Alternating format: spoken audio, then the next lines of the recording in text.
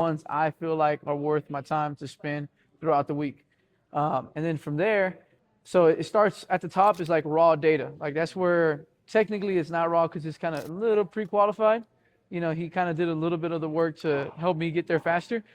But I'm choosing the ones that I like, I'm going to spend my time on, and I'll push them over to the research section. In the research section, that's where I start to do all that stuff I just mentioned.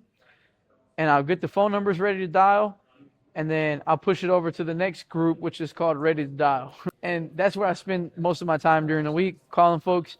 I'll leave like updates in the notes section about, the family, what I did, found during my research. And that just kind of helps me know a little more when I get somebody on the phone what I'm talking about. And, it's not completely, new. So, how many leads a week do you work? Do you work just those 30, or are you doing like hundreds of leads every week?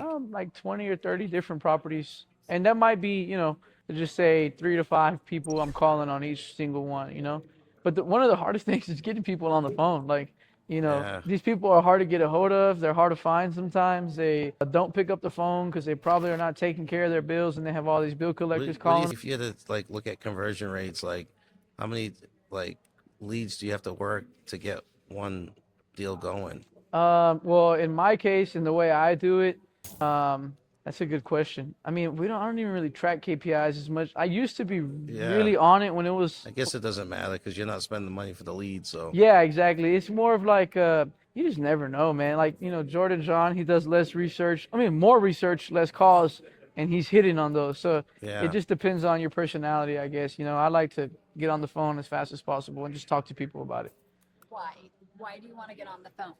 Why do you want to get on the phone as opposed to doing the research? Because you could get stuck doing the research sometimes. Like Jordan John sounds like he's good at it, so he knows how to score.